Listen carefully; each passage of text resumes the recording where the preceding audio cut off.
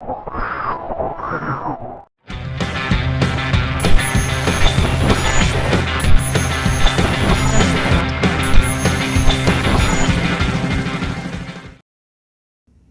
toda la existencia humana, que fue dirigida por la razón, es decir, cuando empezamos a razonar, se puede observar un par de constantes. Una es la necesidad del ser humano para socializar con sus semejantes. La otra es que se desprende o sucede como una consecuencia de la anterior, la tendencia de las personas a formar organizaciones. Pues estas son esenciales para aprovechar las habilidades de cada individuo con el fin de que los individuos en sí sobrevivan. Es decir, que las organizaciones nacen de la necesidad de socializar y maximizar la supervivencia de la especie, en este caso de los seres humanos. En este sentido podemos inferir que la forma en que cada persona piense y actúe va a influir en las organizaciones a las que pertenezca y a su vez la forma o el desarrollo que tenga esta persona o cada individuo en las diferentes organizaciones a las que pertenezca van a influir en su desarrollo personal. Es decir, que es todo un ciclo. De ahí que sea necesario hablar de la ética del individuo y de la empresa, como se puede complementar y diferir en ocasiones. Esto a su vez implica que debemos hablar de lo que es correcto, así como lo que es incorrecto, tanto para el individuo como para la empresa, además de las dificultades que supone tener una ética personal y una establecida por la organización, así como cómo pueden contradecirse una con la otra o cómo pueden complementarse una con la otra. Es por todo esto que en el siguiente video vamos a hablar sobre las dificultades al implementar la ética en una empresa o una organización. Vamos a hablar sobre lo que es el individuo en la organización y solo eso.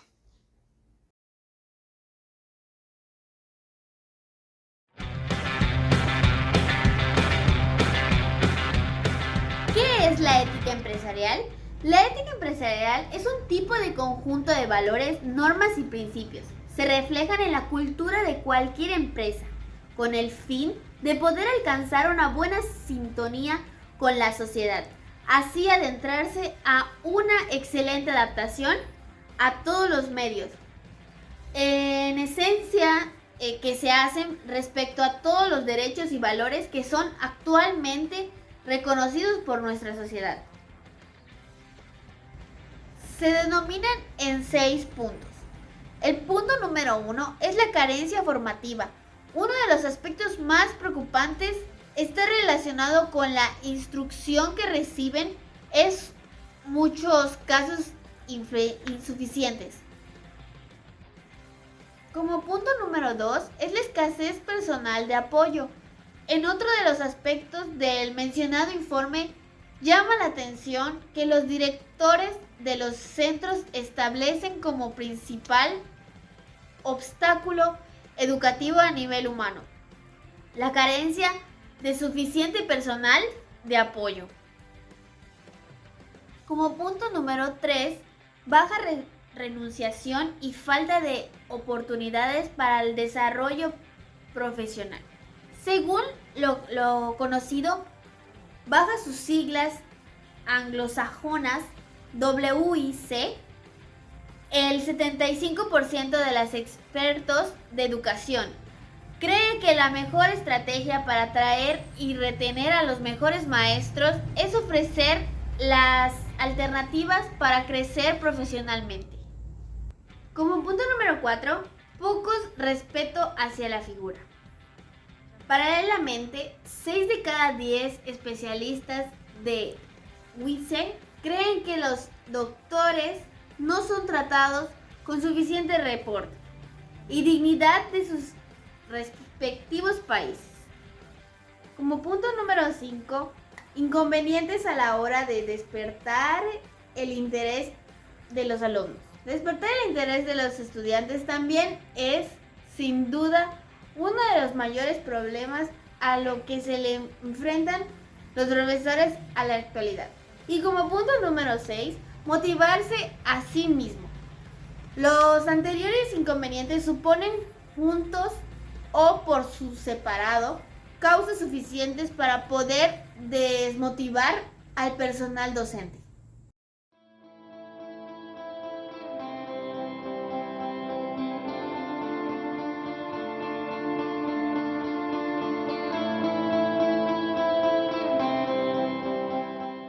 ¿Por qué salen las cosas mal en una empresa?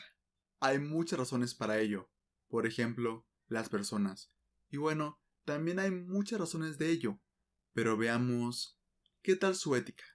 Digamos que se hace una auditoría en una empresa y ésta decide que será una interna. O sea, que se evaluará a sí misma. Designan a varias personas con dicho propósito y llegada la fecha, entregan su informe. El jefe de la empresa lo observa y, admirado, ve que todo marcha bien. Entonces, ¿por qué estaba teniendo pérdidas? Lo que finalmente decidió fue aumentar la productividad, lo que causó que varios empleados, o la mayoría, se cansaran muy rápidamente. Y por dicha situación, tuvo que contratar a más, y al paso de un año, cerró la empresa. Tal vez ya tengan una idea de lo que pasó, pero de todas maneras, se los diré. El grupo designado para hacer la auditoría fue integrado por una persona de cada área, por lo cual, cuando llegaban a encontrar algún problema, lo omitían, puesto que podrían darle problemas a sus amigos. Y aunque se los mencionaban, solo fueron comentarios cortos entre compañeros, no se tomó mucha importancia. El cambio solo ocurrió durante unos cuantos días, antes de volver a la normalidad. ¿Quieres otro ejemplo? Bueno, aquí va. En una empresa, en una tierra no muy lejana, y hace no mucho tiempo, se festejó una competencia por una promoción. El premio, el puesto de gerente del área creativa. Todos pusieron sus esfuerzos más grandes en sus obras. Excepto una persona. El hijo de uno de los amigos del dueño. El cual creo que ya saben cómo entró. Y que casualmente no tenía nada de creatividad. Con suerte podía sacar las copias y darle a sus compañeros lo que necesitasen. Cuando llegó el día de la evaluación, y por fin se sabría quién se quedaría con la plaza, todos llevaron grandes obras por fin terminadas. Incluso ese chico, que todos pensaban inútil, que de hecho resultó ser el ganador. Nadie estaba extrañado, pero ¿por qué? Resulta que a escondidas, el padre de ese chico les dio dinero para que entre todos hicieran su obra. Y fue un trabajo muy bien pagado, pero a quienes les costaría sería a la compañía. Después de que dicho chico tomara ese puesto, hizo que todos los demás hicieran el trabajo que le tocaba a él, cosa que causó que todos los demás que estaban y estarían en un futuro se hartaran y se fueran. Por lo que la empresa nunca más tuvo ideas nuevas, se quedó oxidada y muy por detrás de las demás. Y creo que ya saben cómo terminó esa historia. Colorín. Muy buenas tardes, compañeros, yo soy Ada y les hablaré del tema de lo correcto y lo incorrecto.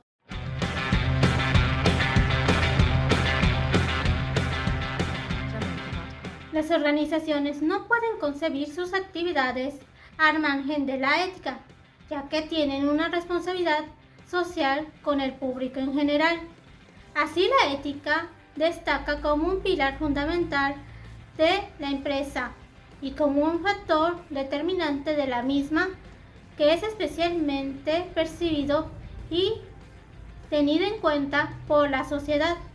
Por tal causa, las empresas deben emitir su código de ética y darlo a conocer a sus accionistas, el personal, clientes, los proveedores y autoridades vinculadas a la actividad. La ética suele mejorar el funcionamiento de la empresa, reduciendo los conflictos entre los miembros que la forman o mejorando la imagen de la entidad frente al exterior. Además, supone un componente esencial del contexto de la calidad total. Por el contrario, el comportamiento no ético puede ocasionar problemas tanto interna como externamente a la sociedad. Debido a que la ética es una forma de decisiones, puede ser compleja y los gerentes tienen diferentes perspectivas sobre lo que es una decisión ética. Debemos considerar dos aspectos fundamentales. En primer lugar, los estándares éticos entendidos como debido a que la ética en la forma de decisiones puede ser compleja y los gerentes tienen una diferente perspectiva sobre lo que es una decisión ética. Debemos considerar dos aspectos fundamentales. En primer lugar, los estándares éticos entendidos, esos como la base que cada lugar o gerente puede utilizar para escoger una alternativa u otra en un determinado momento. Y en segundo lugar, los códigos de conducta, los cuales indican lo que pueden hacer las organizaciones para asegurar a sus gerentes se ajusten a patrones éticos cuando toman sus decisiones. Así, los estándares éticos se centran en el individuo, mientras que los códigos de conducta están centrados en las organizaciones o empresas.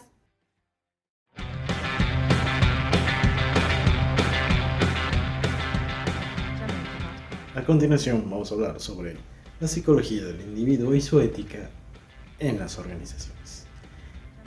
Para comenzar podemos hablar sobre qué es un individuo, porque ¿quién sabe qué es un individuo? Yo soy un individuo, tú eres un individuo. Individuo en sí viene de la palabra latina individus, que se forma con la negación in, y la palabra dividus, que se puede asociar con el verbo dividere, que quiere decir dividir. Entonces, sabiendo esto, podemos decir que la palabra individuo en su origen etimológico se refiere a algo que es indivisible. Llevándolo ya a un terreno más cercano a nosotros, podemos decir que el individuo es una persona, según la filosofía, que lo toma así: individuo es una persona. En las organizaciones podemos decir que el individuo es la forma más pequeña de todo un complejo sistema que tiene una meta o un propósito en general. Entonces, hablemos sobre la psicología de una persona, del individuo en general, cómo influye el comportamiento de una sola persona en el funcionamiento de una empresa o una organización. Para empezar, hablemos con un ejemplo. RH, recursos humanos. ¿Quién te atiende ahí? ¿Quién atiende en recursos humanos? O quien debería atender en recursos humanos debe ser un psicólogo que haya estudiado psicología, o alguien que haya estudiado algo afín. ¿Por qué? Porque lo que debería hacer recursos humanos es buscar la forma en que cada una de las personas que estén en una organización o una empresa se desarrollen de una buena manera y su comportamiento no influye de forma negativa a el funcionamiento de la empresa o de la organización. Por esto mismo, los de recursos humanos son los que entrevistan a las personas, o deberían ser ellos los que entrevistan a las personas. ¿Por qué? Porque ellos tienen los conocimientos para analizar cómo es una persona y si su forma de ser, su personalidad va a coincidir o va a ayudar a que los objetivos y todos los valores de la empresa se cumplan. En ese sentido cobra mucha importancia lo que es la psicología dentro de las organizaciones, porque si un individuo empieza a actuar de mala manera, puede influir en los demás, y estos a su vez pueden actuar de mala manera también. Es como una maquinaria, que si una pieza empieza a fallar, y empieza a fallar, y no se le presta la atención suficiente y no se busca algo para solucionarlo, toda la máquina va a empezar a fallar hasta que ya no sirva para nada. Entonces sí, la psicología tiene mucha importancia dentro de las organizaciones. Pero, ¿qué pasa con la ética? Como ya vimos, la ética es la guía que tiene cada persona sobre lo que es bueno y lo que es malo. Y claro que a veces podemos no cumplir con nuestra propia ética, hacer cosas que no nos parecen correctas. Pero en una organización esto cambia. ¿Por qué? Porque la organización ya tiene establecido cuáles son sus valores, cuáles son sus convicciones, a qué quieren aspirar, cuáles son sus metas, sus propósitos. Y tú como individuo tienes que atenderte a...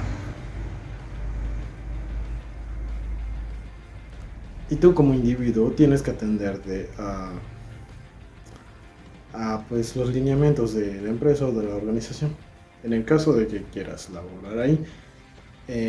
Pero en dado caso que no sea así, te verías como en un conflicto de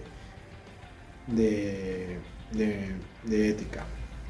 Que si tu empresa está haciendo algo que a ti no te parece correcto, pues tienes muchas opciones.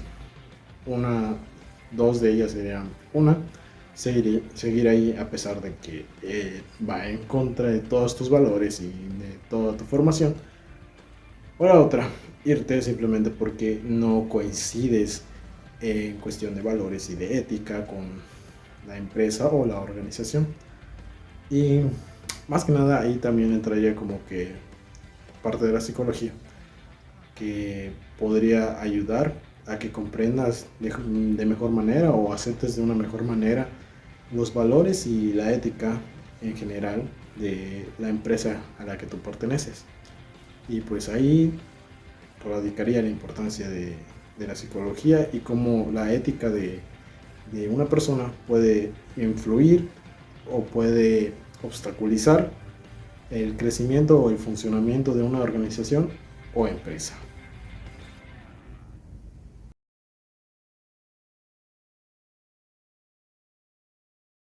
Soy Luis Manuel Calleja, profesor del IES y coautor del libro Gobierno Institucional, Dirección Colegiada. Descubrir la ética institucional y distinguirla de la ética de virtudes y de fines. La ética institucional, que las formas organizacionales, o como se quieren decir, de una empresa son más o menos éticas en el sentido, al margen de la moralidad de la persona que las hizo, al margen, es sorprendente esto. Son más o menos éticas en el sentido de que inducen comportamientos éticos, buenos comportamientos. De tal manera que se pueden distinguir tres cosas. Uno es la moral personal, individual, etc. Otro, la moral institucional, la ética institucional, la moral de las formas organizativas, lo que llamaría Juan Pablo II las estructuras de pecado o no de pecado. Y una tercera parte muy importante, que es lo que es gobernable en una empresa, que es que cuando los que estamos aquí trabajamos en una empresa, podemos ser personalmente humildes, tremendamente humildes, santos, una cosa impresionante. Si uno no se somete a las reglas de juego de esa empresa o de ese comité o de ese gobierno colegiado, le falta lo que dirían los italianos la humildad partecipatrice. Hay que tener la humildad de saber cómo se participa en el gobierno concreto de esta institución en la que estamos. Entonces uno puede ser santo en su casa, perfecto, por decir una sandez, pero digamos institucionalmente no será adecuado, porque siempre quiere llevarse el gato al agua, porque tengo razón, porque yo tengo la verdad, y se saltan las reglas de juego. Esas reglas de juego pueden ser más o menos éticas en sí mismas, eso se puede juzgar. Y luego se puede juzgar el comportamiento de un directivo, de una persona que trabaja en una empresa, siguiendo esas reglas. Como conclusión, en este video se habló sobre los temas de la ética en las organizaciones. Como pudimos ver en el video, la ética está presente en muchas ramas de las ciencias. Sin embargo, en la manera en cómo se practica es muy diferente. En este video se habló de la ética en cómo tiene un impacto en las organizaciones, investigando y cómo lo visto en clase, se dice que todos sabemos de la ética, porque todos en el proceso de desarrollo como personas adultas elaboramos ideas sobre lo que es bueno y malo, sobre lo que da y quita dignidad, sobre lo que es correcto y lo que es incorrecto, sobre lo que nos hace humanos y lo que nos hace deshumanizados. Todos tenemos y vivimos con esta ética personal, más o menos sólida, y el problema que tenemos entre manos en la necesidad de construir una ética compartida para poder vivir y trabajar juntos, respetando la ética personal de cada uno. En lo largo de la exposición pudimos ver que las organizaciones éticas son el pilar más importante para construir una buena sociedad. El contexto de las relaciones entre las personas y los proyectos de vida como punto clave y muy importante en lo que cada organización, según su actividad, requiera de uno. Los valores que deben identificar y fomentar. Los valores de las organizaciones sanitarias no serán lo mismo en lo que las organizaciones de información y comunicación a lo que las demás organizaciones que se dedican a la educación. Como conclusión, la ética es muy importante en cada momento. La ética es un tema que nunca se deja de hablar y por lo tanto sabemos que hoy en día el concepto de ética ha tomado un gran poder.